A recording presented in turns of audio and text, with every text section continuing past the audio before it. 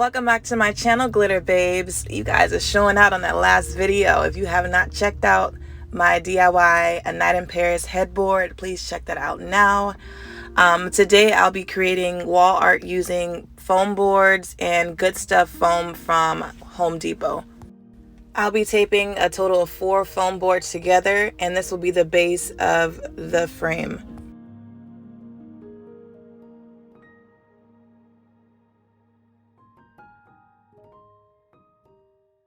I've already pre-cut a total of 4 frames, and I put the measurements on each one just in case you guys wanted to do exactly the way I did it. But to be honest, you can do it any way you would like. You can do any measurements you would want. You can do this smaller or bigger, so it's up to you.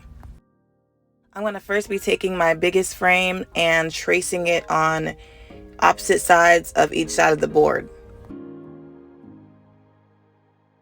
And y'all, I apologize in advance for using black foam board because you can't really see the lines that I'm drawing, and I started off with a gray marker and it ran out, so I ended up using a red one.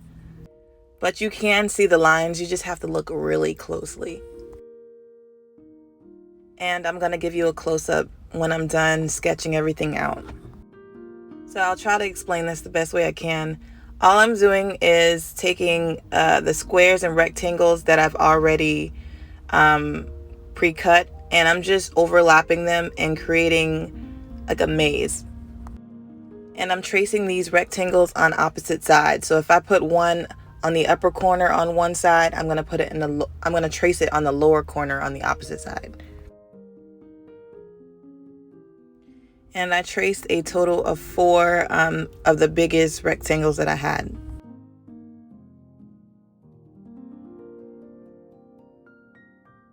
And as you can see, these are the trace outs that I did. Hopefully you guys can see it. Next, I'll be taking my box cutter and I'm going to be cutting out the shapes. So I won't be cutting the rectangles, I will be cutting the extra pieces around them, and also the pieces inside the rectangles. And at this point, I have not used the other squares or rectangles that I cut out, and that's because, like, if you're a glitter babe, you know half of this stuff. Y'all be seeing it unfold right along with me. I had no clue what I was doing, but it came out right, and that's all that matters. I actually tried to do a blueprint before I did this project, and y'all, I may be good with like creating stuff, but like drawing is not for me at all.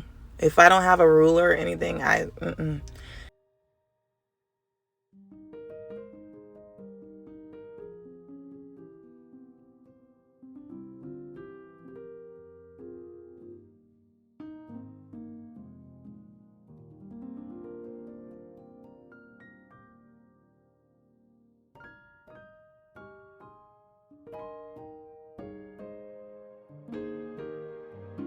And this is how the frames look when I was done. Next, I took a foam board, I turned it the long ways and cut out 2-inch strips. And I'm going to be creating a frame around the frame. And this is similar to another project that I did. It's on my channel, but I will be leaving the link in the description box below.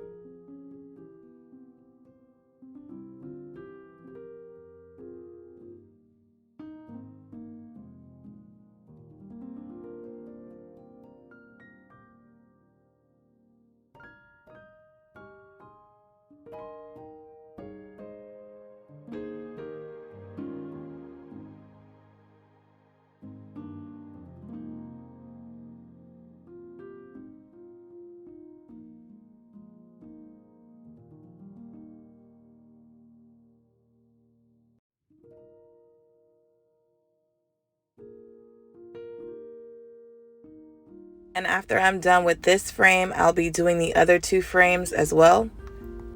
And this is how all 3 look when I was done. Next, I'll be attaching them to my main frame, and there's no right way to do this, there's no wrong way to do it. And I'm adding these extra shapes on just to make it more dramatic and to give it more shape. And I put 2 on the bottom and 1 on the top.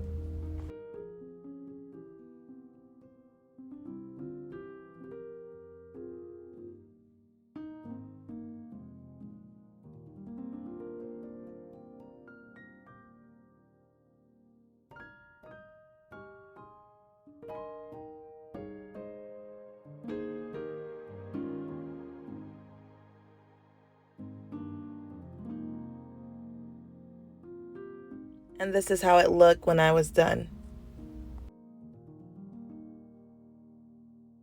Next, I took more of the 2-inch strips and I'm going to be going around the perimeter of this frame and gluing them down, and I also will be going on the inside and gluing them down as well.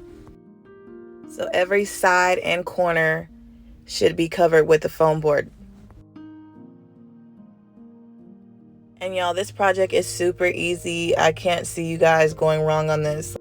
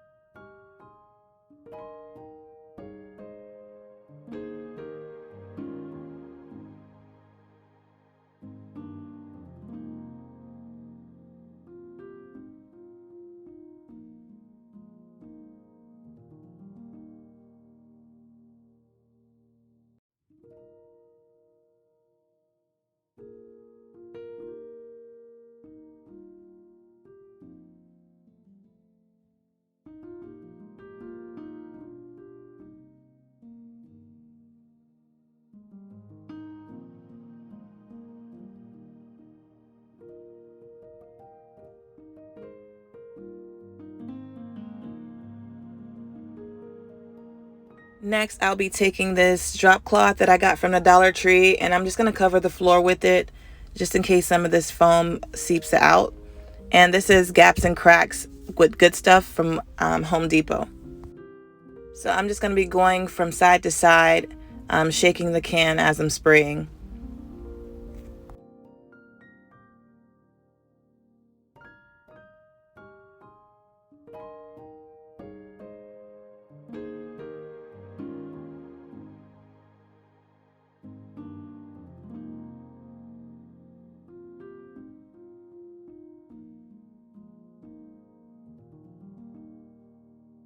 And I use a total of 6 cans.